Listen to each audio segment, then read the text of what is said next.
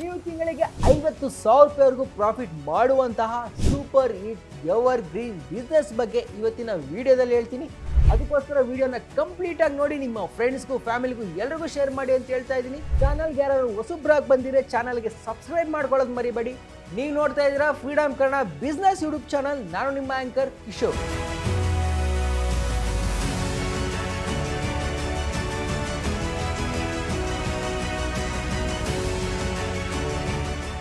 ಈಗ ನಿಮ್ಗೆ ಆಲ್ರೆಡಿ ಗೊತ್ತಾಗಿರುತ್ತೆ ನಾನು ಯಾವ ಬಿಸ್ನೆಸ್ ಬಗ್ಗೆ ಮಾತಾಡ್ತಾ ಇದ್ದೀನಿ ಅಂತ. ಇದು ಒಂದು all time super hit and super profit ಮಾಡುವಂಥ ಬಿಸ್ನೆಸ್ ಇದು. ಅದೇ ಪ್ರಾವಿಷನ್ ಸ್ಟೋರ್ ಬಿಸ್ನೆಸ್. ಈ ಪ್ರಾವಿಷನ್ ಸ್ಟೋರು ಪ್ರತಿ ರೋಡಲ್ಲೂ ಇರುತ್ತೆ, ಪ್ರತಿ ಏರಿಯಾದಲ್ಲಿ ಇರುತ್ತೆ, ಎಲ್ಲ ಕಡೆನೂ ಇರುತ್ತೆ. ಈ ಕಡೆ ಎಲ್ಲ ಸೂಪರ್ ಪ್ರಾಫಿಟ್ ಮಾಡುತ್ತೆ.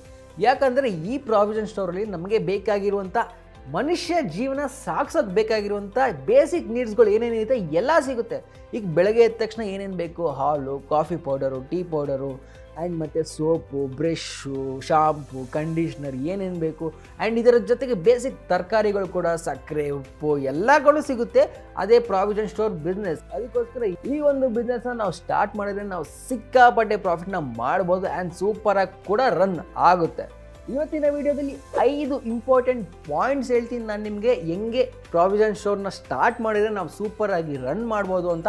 ಅದರಲ್ಲಿ ಮೊದಲನೇದಾಗಿ ಮಾರ್ಕೆಟಿಂಗ್, ಎರಡನೇದಾಗಿ ನಾವು ರಾ ಮೆಟೀರಿಯಲ್ಸ್ನ ಎಲ್ಲೆಲ್ಲಿಂದ ತೊಗೋಬೇಕು ಅಂತ, ಮೂರನೇದಾಗಿ ಇದನ್ನು ಸ್ಟಾರ್ಟ್ ಮಾಡೋಕ್ಕೆ ನಾವು ಏನೇನು ಲೈಸೆನ್ಸ್ನ ತೊಗೋಬೇಕು ಅಂತ, ನಾಲ್ಕನೇದಾಗಿ ನಮಗೆ ಎಷ್ಟು ಟರ್ನ್ ಓವರ್ ಬರುತ್ತೆ, ಆ್ಯಂಡ್ ಕೊನೆಯದು 5ನೇದಾಗಿ ನಾವು ಎಷ್ಟು ಪ್ರಾಫಿಟ್ ಮಾಡ್ಬೋದು ಅಂತ ಈ ವಿಡಿಯೋದಲ್ಲಿ ಹೇಳ್ತೀನಿ. ಯಾವುದೇ ಒಂದು ಬಿಸ್ನೆಸ್ನ ನಾವು ಸ್ಟಾರ್ಟ್ ಮಾಡಬೇಕು ಅಂದರೆ ನಮಗೆ ಮೈಂಡಲ್ಲಿ ಫಸ್ಟ್ ಥಾಟೇ ಬರೋದು ಇದರ ಇನ್ವೆಸ್ಟ್ಮೆಂಟ್. ನಾವು ಎಷ್ಟು ಇನ್ವೆಸ್ಟ್ ಮಾಡಬೇಕು ಅಂತ. ಪ್ರಾವಿಷನ್ ಸ್ಟೋರ್ ಸ್ಟಾರ್ಟ್ ಮಾಡಬೇಕು ಅಂದರೆ ನಮಗೆ ಮುಖ್ಯವಾಗಿ ಬೇಕಾಗಿರುವಂಥದ್ದೇ ದುಡ್ಡು, ಇನ್ವೆಸ್ಟ್ಮೆಂಟ್. ನಾವೊಂದು ಚಿಕ್ಕದಾಗಿ ಪ್ರಾವಿಷನ್ ಸ್ಟೋರ್ನ ಸ್ಟಾರ್ಟ್ ಮಾಡ್ತೀವಿ ಅಂದರೆ ನಾವು 2 ಲಕ್ಷದಲ್ಲಿ ಕೂಡ ಸ್ಟಾರ್ಟ್ ಮಾಡ್ಬೋದು. ಆದರೆ ನಾವು ಯಾವ್ದಾದ್ರು ಒಂದು ಕಮರ್ಷಿಯಲ್ ಏರಿಯಾಗಳಲ್ಲಿ ಒಂದು ಸ್ವಲ್ಪ ದೊಡ್ಡದಾಗೆ ಸ್ಟಾರ್ಟ್ ಮಾಡ್ತೀವಿ ಅಂದರೆ ನಮಗೆ 5 ರಿಂದ 10 ಲಕ್ಷ ರೂಪಾಯಿ ಇನ್ವೆಸ್ಟ್ಮೆಂಟ್ ಬೇಕಾಗುತ್ತೆ. ಸೊ 2ರಿಂದ ಆ್ಯಾವ್ರೇಜ್ ಆಗಿ ತೊಗೊಂಡ್ರೆ, ನಾವು ಚಿಕ್ಕದಾಗಿ ಸ್ಟಾರ್ಟ್ ಮಾಡಲಿ ಒಂದು ಸ್ವಲ್ಪ ದೊಡ್ಡದಾಗಿ ಸ್ಟಾರ್ಟ್ ಮಾಡಿದ್ರು ಆ್ಯಾವ್ರೇಜ್ ಆಗಿ ನಮಗೆ 2 ರಿಂದ 10 ಲಕ್ಷ ರೂಪಾಯಿ ಇನ್ವೆಸ್ಟ್ಮೆಂಟ್ ಬೇಕಾಗುತ್ತೆ. ಇಲ್ಲ ನಮ್ಮ ಹತ್ರ ಯಾವುದೇ ರೀತಿಯ ಇನ್ವೆಸ್ಟ್ಮೆಂಟ್ ಇಲ್ಲ ಅಂದರೆ ನಾವು ಗೌರ್ಮೆಂಟಿಂದ ಲೋನ್ಗೆ ಕೂಡ ಅಪ್ಲೈ ಮಾಡ್ಬೋದು. ನಾವು ಗೌರ್ಮೆಂಟಿಂದ ಯಾವ್ಯಾವ ಥರ ಲೋನ್ಗೆ ಅಪ್ಲೈ ಮಾಡ್ಬೋದು ಅಂದರೆ ಅಲ್ಲಿ ಮೊದಲಿಗೆ ಬರೋದೇ ಮುದ್ರಾ ಲೋನ್. ಇದು ತುಂಬ ಫೇಮಸ್ಸು, ನೀವೆಲ್ಲ ಕಡೆಯೂ ಕೇಳಿರ್ತೀರ. ನಾವು ಬಿಸ್ನೆಸ್ನ ಸ್ಟಾರ್ಟ್ ಮಾಡಬೇಕು ಅಂದರೆ ನಾವು ಗೌರ್ಮೆಂಟಿಂದ ಈ ಒಂದು ಲೋನ್ಗೆ ನಾವು ಅಪ್ಲೈ ಮಾಡ್ತೀವಿ. ಇದರ ಜೊತೆಗೆ PMEGP ಲೋನ್ಗೆ ಕೂಡ ನಾವು ಟ್ರೈ ಮಾಡ್ಬೋದು. ಗೌರ್ಮೆಂಟಿಂದ ನಾವೇನಾದ್ರು ಬಿಸ್ನೆಸ್ನ ಸ್ಟಾರ್ಟ್ ಮಾಡಬೇಕು ಅಂದರೆ, ಸೊ ನಾವು ಪ್ರಾವಿಷನ್ ಸ್ಟೋರ್ನ ಸ್ಟಾರ್ಟ್ ಮಾಡಬೇಕು ಅಂದರೆ ಈ 2 ಲೋನು ತುಂಬ ಬೆಸ್ಟ್ ಅನಿಸುತ್ತೆ ಗೌರ್ಮೆಂಟಿಂದ. ಇದರ ಜೊತೆಗೆ ಗೌರ್ಮೆಂಟಿಂದ ಇನ್ನೂ ಡಿಫ್ರೆಂಟ್ ಆಗಿರುವಂಥ ಬಿಸ್ನೆಸ್ ರಿಲೇಟೆಡ್ ಲೋನ್ಸ್ಗಳು ಇರುತ್ತೆ, ಅದನ್ನು ವಿಚಾರಿಸ್ಕೊಂಡು ಅಪ್ಲೈ ಮಾಡ್ಬೋದು. ಈಗ ಪ್ರಾವಿಷನ್ ಸ್ಟೋರ್ ಸ್ಟಾರ್ಟ್ ಮಾಡೋದಕ್ಕೆ ನಮಗೆ ಎಷ್ಟು ಇನ್ವೆಸ್ಟ್ಮೆಂಟ್ ಬೇಕು ಅಂತ ಹೇಳಿದ್ದೀನಿ. ಈಗ ನಂತರ ನಾವು ಗೌರ್ಮೆಂಟಿಂದ ಯಾವ್ಯಾವ ಲೈಸೆನ್ಸ್ನ ತೊಗೋಬೇಕು ಅಂತ ಹೇಳ್ತೀನಿ. ಮೊದಲಿಗೆ ನಾವು ಗೌರ್ಮೆಂಟಿಂದ ಟ್ರೇಡ್ ಲೈಸೆನ್ಸ್ನ ತೊಗೋಬೇಕು. ನಂತರ ನಾವು FSSAI ಲೈಸೆನ್ಸ್ನ ತೊಗೋಬೇಕು. ನಂತರ ಶಾಪ್ ಆ್ಯಂಡ್ ಎಸ್ಟಾಬ್ಲಿಷ್ಮೆಂಟ್ ಆ್ಯಕ್ಟ್ ಲೈಸೆನ್ಸ್ನ ತೊಗೋಬೇಕು. ನಂತರ GSTನ ಕಂಪಲ್ಸರಿಯಾಗಿ ರಿಜಿಸ್ಟ್ರೇಷನ್ ಮಾಡಿಸ್ಕೊಳ್ಳೇಬೇಕು. ಆ್ಯಂಡ್ ಮುಖ್ಯವಾಗಿ ನಾವು ಲೀಸ್ ಅಗ್ರಿಮೆಂಟ್ನ ಮಾಡಿಸ್ಕೋಬೇಕು. ಇದಿಷ್ಟು ಲೈಸೆನ್ಸ್ನ ನಾವೊಂದು ಪ್ರಾವಿಷನ್ ಸ್ಟೋರ್ನ ಸ್ಟಾರ್ಟ್ ಮಾಡಬೇಕು ಅಂದರೆ ನಾವು ಗೌರ್ಮೆಂಟಿಂದ ತಗೊಳ್ಳೇಬೇಕು. ಇನ್ವೆಸ್ಟ್ಮೆಂಟ್ ಬಗ್ಗೆ ಹೇಳಿದಾಯಿತು. ಆ ಇನ್ವೆಸ್ಟ್ಮೆಂಟ್ ನಮ್ಮ ಹತ್ರ ಇಲ್ಲ ಅಂದರೆ ಗೌರ್ಮೆಂಟಿಂದ ಯಾವ್ಯಾವ ಲೋನ್ಗೆ ಅಪ್ಲೈ ಮಾಡ್ಬೋದು ಅದ್ರ ಬಗ್ಗೆನೂ ಹೇಳಿದ್ದಾಯಿತು. ಆ್ಯಂಡ್ ಗೌರ್ಮೆಂಟಿಂದ ಯಾವ್ಯಾವ ಥರ ಲೈಸೆನ್ಸ್ನ ತೊಗೋಬೇಕು ಅದ್ರ ಬಗ್ಗೆನೂ ಹೇಳಿದ್ದಾಯಿತು. ಈಗ ನಂತರ ಲೊಕೇಶನ್, ನಾವು ಯಾವ ಜಾಗದಲ್ಲಿ ಪ್ರಾವಿಷನ್ ಸ್ಟೋರ್ನ ಸ್ಟಾರ್ಟ್ ಮಾಡಿದ್ರೆ ಚೆನ್ನಾಗಿರುತ್ತೆ ಅಂತ. ಮೊದಲಿಗೆ ನಾವು ಯಾವುದಾದ್ರು ಒಂದು ಕಮರ್ಷಿಯಲ್ ಏರಿಯಾದಲ್ಲಿ ನಮ್ಮ ಒಂದು ಈ ಪ್ರಾವಿಷನ್ ಸ್ಟೋರ್ನ ಸ್ಟಾರ್ಟ್ ಮಾಡಿದ್ರೆ ಸಿಕ್ಕಾಪಟ್ಟೆ ಪ್ರಾಫಿಟ್ನ ಮಾಡ್ಬೋದು. ಯಾಕಂದರೆ ಅಲ್ಲಿ ಕೂಡ ಕಾಸ್ಟ್ ಆಫ್ ಲಿವಿಂಗ್ ಜಾಸ್ತಿ ಇರುತ್ತೆ, ತುಂಬ ಜನಸಂಖ್ಯೆ ಕೂಡ ಇರ್ತಾರೆ, ತುಂಬ ಜನ ಬಂದು ಹೋಗೋದು ಮಾಡೋದ್ರಿಂದ ನಮಗೆ ತುಂಬ ಪ್ರಾಫಿಟ್ ಆಗುತ್ತೆ. ಇಲ್ಲ ಅಂದರೆ ನಮ್ಮ ಹತ್ರನೇ ಯಾವುದಾದ್ರು ಒಂದು ಶಾಪು ಆಲ್ರೆಡಿ ಇದೆ, ನಮ್ಮ ಮನೆ ಕೆಳಗಡೆನೇ ಇದೆ, ಇಲ್ಲ ನಮ್ಗೆ ಗೊತ್ತಿರೋ ಒಂದು ಅಂಗಡಿನೇ ಇದೆ ಅಂದರೆ ನೀವು ಅಲ್ಲಿ ಕೂಡ ಇದನ್ನು ನೀವು ಸ್ಟಾರ್ಟ್ ಮಾಡ್ಬೋದು. ಆ್ಯಂಡ್ ಅದು ಕೂಡ ಪ್ರಾಫಿಟು ಕಂಪ್ಲೀಟಾಗಿ ವೇರಿ ಆಗುತ್ತೆ. ನೀವು ಯಾವುದಾದ್ರು ಒಂದು ಹೈ ಎಂಡ್ ಏರಿಯಾದಲ್ಲಿ ಸ್ಟಾರ್ಟ್ ಮಾಡ್ತಾ ಇದ್ದೀರಾ ಅಂದರೆ ಅಲ್ಲಿ ಜಾಸ್ತಿ ಪ್ರಾಫಿಟ್ ಆಗುತ್ತೆ. ಆ್ಯಂಡ್ ಇನ್ನೊಂದು ಮುಖ್ಯವಾಗಿ ನೀವು ಸ್ಟಾರ್ಟ್ ಮಾಡಬೇಕು ಅಂದರೆ ಅಕ್ಕಪಕ್ಕ ನೋಡ್ಕೊಂಡು ಸ್ಟಾರ್ಟ್ ಮಾಡಬೇಕು. ಯಾಕಂದರೆ ನೀವು ಆ ಪಕ್ಕದಲ್ಲಿ ಇನ್ನೊಂದು ಪ್ರಾವಿಷನ್ ಸ್ಟೋರ್ ಇದೆ, ಈ ಕಡೆ ಇನ್ನೊಂದು ಪ್ರಾವಿಷನ್ ಸ್ಟೋರ್ ಇದೆ ಅಂದಾಗ ನಿಮಗೆ ಪ್ರಾಫಿಟಲ್ಲಿ ಮತ್ತು ಸೇಲ್ಸಲ್ಲಿ ತುಂಬ ಅಫೆಕ್ಟ್ ಆಗುತ್ತೆ. ಅದಕ್ಕೋಸ್ಕರ ನೀವು ಸ್ಟಾರ್ಟ್ ಮಾಡಬೇಕು ಅಂದರೆ ನೀವು ಈ ಥರದೊಂದು ಸರ್ವೆ ಮಾಡಬೇಕಾಗುತ್ತೆ. ಓಕೆ, ಈ ರೋಡಲ್ಲಿ ಇನ್ನೊಂದು ಪ್ರಾವಿಷನ್ ಸ್ಟೋರ್ ಇಲ್ಲ, ಸೊ ನಾವು ಪ್ರಾವಿಷನ್ ಸ್ಟೋರ್ನ ಇಲ್ಲಿ ಸ್ಟಾರ್ಟ್ ಮಾಡಿದರೆ ನಾವು ತುಂಬ ಪ್ರಾಫಿಟ್ ಮಾಡ್ಬೋದು ಅಂತ. ಆ್ಯಂಡ್ ನಮ್ಮ ಹತ್ರ ಯಾವುದು ಜಾಗ ಇಲ್ಲ ಈ ಪ್ರಾವಿಷನ್ ಸ್ಟೋರ್ನ ಸ್ಟಾರ್ಟ್ ಮಾಡೋಕ್ಕೆ. ನಾವು ಯಾವ್ದಾದ್ರು ಒಂದು ಶಾಪ್ನ ರೆಂಟ್ ಮಾಡ್ಕೋಬೇಕು ಅಂದರೆ ನಮಗೆ ಏನಿಲ್ಲ ಅಂದ್ರೆ ಮಿನಿಮಮ್ ನಾವು ಚಿಕ್ಕದಾಗಿ ಸ್ಟಾರ್ಟ್ ಮಾಡ್ತೀನಿ ಅಂದರೂ 5,000 to 10,000 ರೆಂಟ್ಗೆ ಯಾವ್ದಾದ್ರು ಒಂದು ಶಾಪು ಸಿಗುತ್ತೆ, ನಾವು ಸ್ಟಾರ್ಟ್ ಮಾಡ್ಬೋದು.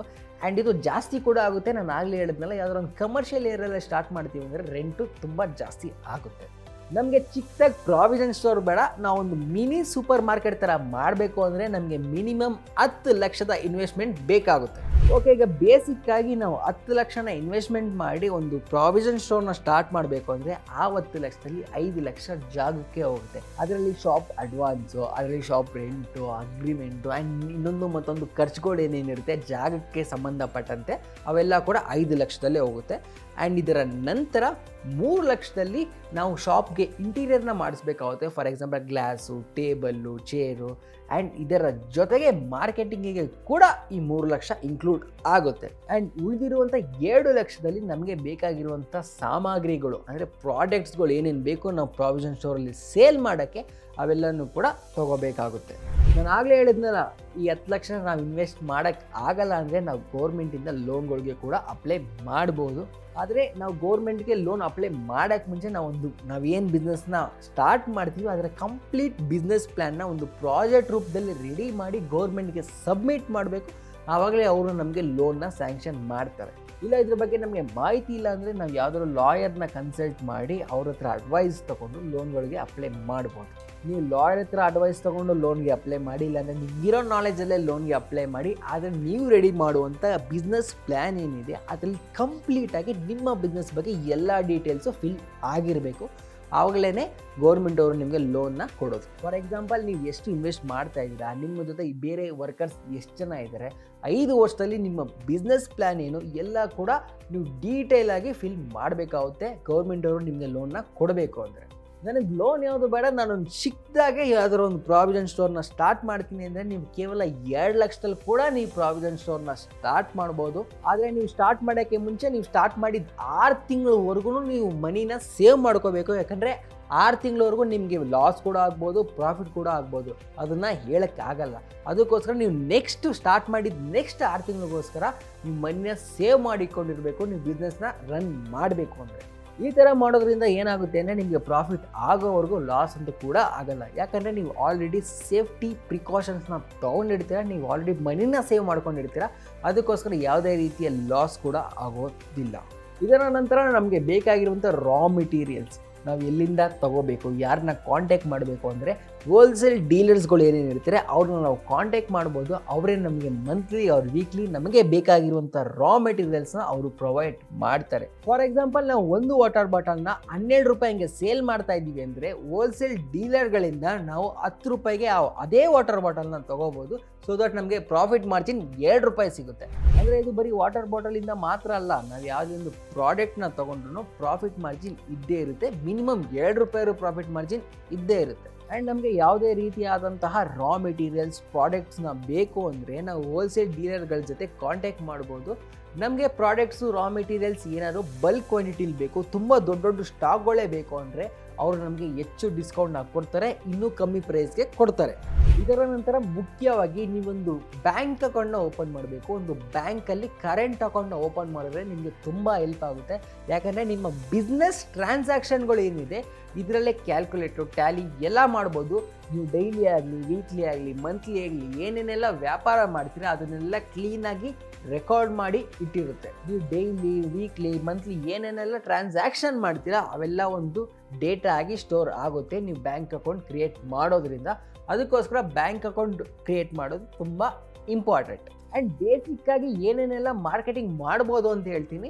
ಈಗ ಪ್ರಾವಿಷನ್ ಸ್ಟೋರ್ ಇಂದಾನೇ ನಾವು ಮಾರ್ಕೆಟಿಂಗ್ನ ಹೆಂಗೆ ಸ್ಟಾರ್ಟ್ ಮಾಡ್ಬೋದು ಅಂದರೆ, ಅಲ್ಲಿ ನಾವು ಇಡುವಂಥ ಚಾಕ್ಲೇಟ್ಸ್ನ ಫ್ರೀಸರಲ್ಲಿ ಇಟ್ಟರೆ ಅದು ಕೂಡ ಹೋಗೋ ಬರೋ ಜನರಿಗೆ ಅಟ್ರ್ಯಾಕ್ಟ್ ಆಗುತ್ತೆ. ಇದರ ಜೊತೆಗೆ ಒಂದು ರೆಫ್ರಿಜರೇಟರ್ನ ಇಟ್ಟು ಅಲ್ಲಿ ಕೂಲ್ ಡ್ರಿಂಕ್ಸ್ನ ಇಡ್ಬೋದು. ಆ್ಯಂಡ್ ಇದರ ಜೊತೆಗೆ ಒಂದು ಕೂಲರ್ನ ಇಟ್ಟು ಅದರಲ್ಲಿ ಕೂಡ ಐಸ್ ಕ್ರೀಮ್ನ ಕೂಡ ಇರ್ಬೋದು.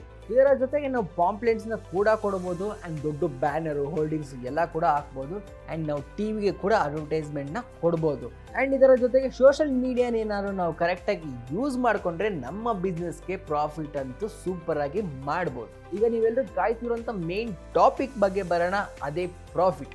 ನಾವು ಏನೇ ಬಿಸ್ನೆಸ್ ಸ್ಟಾರ್ಟ್ ಮಾಡಬೇಕು ಅಂದ್ರೆ ನಮ್ಮ ಮೈಂಡಲ್ಲಿ ಫಸ್ಟ್ ಬರುತ್ತೆ ಪ್ರಾಫಿಟ್ ಎಷ್ಟು ಬರುತ್ತೆ. ಓಕೆ, ಈಗ ಫಾರ್ ಎಕ್ಸಾಂಪಲ್ ನಾವು 10 ಲಕ್ಷನ ಇನ್ವೆಸ್ಟ್ ಮಾಡಿ ಒಂದು ಪ್ರಾವಿಷನ್ ಸ್ಟೋರ್ನ ಸ್ಟಾರ್ಟ್ ಮಾಡ್ತಾ ಇದ್ದೀವಿ ಅಂದರೆ ನಮಗೆ ದಿನಕ್ಕೆ ಮಿನಿಮಮ್ 3,000 ರೂಪಾಯಿ ಪ್ರಾಫಿಟ್ನ ಮಾಡ್ಬೋದು. ಒಂದು ದಿನಕ್ಕೆ 3,000 ರೂಪಾಯಿ ಅಂದರೆ ತಿಂಗಳಿಗೆ 90,000 ರೂಪಾಯಿ ಪ್ರಾಫಿಟ್ ಆಗುತ್ತೆ. ನಾವು ತಿಂಗಳಿಗೆ 90,000 ರೂಪಾಯಿ ಪ್ರಾಫಿಟ್ ಮಾಡಿದ್ರೂ ಅದರಲ್ಲಿ ನಮ್ಮ ಖರ್ಚು, ನಮ್ಮ ಎಕ್ಸ್ಪೆಂಡಿಚರೇ ಒಂದು 40,000 ರೂಪಾಯಿ ಇರುತ್ತೆ. ಈ 40,000 ರೂಪಾಯಿಲಿ electricity bill, transportation cost, rent ಎಲ್ಲ ಕೂಡ ಇನ್ಕ್ಲೂಡ್ ಆಗುತ್ತೆ. ಆ್ಯಂಡ್ ಈ ಎಕ್ಸ್ಪೆಂಡಿಚರ್ ಜಾಸ್ತಿನೂ ಆಗ್ಬೋದು, ಕಮ್ಮಿನೂ ಆಗ್ಬೋದು. ಅದೇ ನಾನು ಆಗಲೇ ಹೇಳಿದ್ನಲ್ಲ, ಇದು ನಿಮ್ಮ ಬಿಸ್ನೆಸ್ ಮೇಲೆ ಡಿಪೆಂಡ್ ಆಗುತ್ತೆ. ನೀವು ಹೆಂಗೆ ರನ್ ಮಾಡ್ತಾ ಇದ್ದೀರಾ, ಯಾವ ಏರಿಯಾದಲ್ಲಿ ರನ್ ಮಾಡ್ತೀರಾ ಅನ್ನೋದ್ರ ಮೇಲೆ ಡಿಪೆಂಡ್ ಆಗುತ್ತೆ. ನಾನು ಹೇಳಿದಾಗೆ 40,000 ರೂಪಾಯಿ ಎಕ್ಸ್ಪೆಂಡಿಚರ್ನ ತೆಗೆದ್ರೂ ನಾವು ಒಂದು ತಿಂಗಳಿಗೆ 50,000 ರೂಪಾಯಿ ಪ್ರಾಫಿಟ್ನ ಮಾಡ್ಬೋದು. ಈಗ ಗೊತ್ತಾಯ್ತಲ್ಲ, ನೀವೊಂದು ಪ್ರಾವಿಷನ್ ಸ್ಟೋರ್ನ ಸ್ಟಾರ್ಟ್ ಮಾಡೋಕ್ಕೆ ಎಷ್ಟು ಇನ್ವೆಸ್ಟ್ಮೆಂಟ್ ಬೇಕು. ನಿಮ್ಮ ಹತ್ರ ಇನ್ವೆಸ್ಟ್ಮೆಂಟ್ ಇಲ್ಲ ಅಂದರೆ ಗೌರ್ಮೆಂಟಿಂದ ಯಾವ್ಯಾವ ಲೋನ್ಗೆ ಅಪ್ಲೈ ಮಾಡ್ಬೋದು. ಆ್ಯಂಡ್ ಇದರ ಜೊತೆಗೆ ಗೌರ್ಮೆಂಟಿಂದ ಯಾವ್ಯಾವ ಲೈಸೆನ್ಸ್ನ ತೊಗೋಬೇಕು, ಪ್ರಾಫಿಟ್ ಎಷ್ಟಾಗುತ್ತೆ ಆ್ಯಂಡ್ ಎಲ್ಲಿ ಸ್ಟಾರ್ಟ್ ಮಾಡಬೇಕು ಅನ್ನೋದು ಐಡಿಯಾ, ಸ್ಟ್ರಾಟಜಿ ಎಲ್ಲ ಕೂಡ ಹೇಳಿದ್ದೀನಿ. ಸೊ ಮತ್ತೆ ಯಾಕೆ ವೆಯ್ಟ್ ಮಾಡ್ತಾ ಇದ್ದೀರಾ? ನೀವು ಯಾವುದಾದ್ರು ಬಿಸ್ನೆಸ್ನ ಸ್ಟಾರ್ಟ್ ಮಾಡಬೇಕು ಅಂದರೆ ಈ ಒಂದು ಎವರ್ಗ್ರೀನ್ ಬಿಸ್ನೆಸ್ನ ಸ್ಟಾರ್ಟ್ ಮಾಡಿ ತಿಂಗಳಿಗೆ 50,000 ರೂಪಾಯಿವರೆಗೂ ಪ್ರಾಫಿಟ್ನ ಮಾಡಿ. ಈ ವಿಡಿಯೋ ನಿಮ್ಗೆ ಇಷ್ಟ ಆಗಿದೆ ಅಂದ್ಕೊಂಡಿದ್ದೀನಿ. ಈ ವಿಡಿಯೋನ ನಿಮ್ಮ ಫ್ರೆಂಡ್ಸ್ಗೆ, ಫ್ಯಾಮಿಲಿಗೆ ಎಲ್ರಿಗೂ ಶೇರ್ ಮಾಡಿ. ಅವರೆಲ್ರಿಗೂ ನಮ್ಮ ಚಾನಲ್ಗೆ ಸಬ್ಸ್ಕ್ರೈಬ್ ಮಾಡೋಕ್ಕೆ ಹೇಳೋದನ್ನ ಮರಿಬೇಡಿ. ನೀವು ನೋಡ್ತಾ ಇದ್ದೀರಾ freedom Kannada business YouTube channel. ನಾನು ನಿಮ್ಮ ಆ್ಯಂಕರ್ ಕಿಶೋರ್.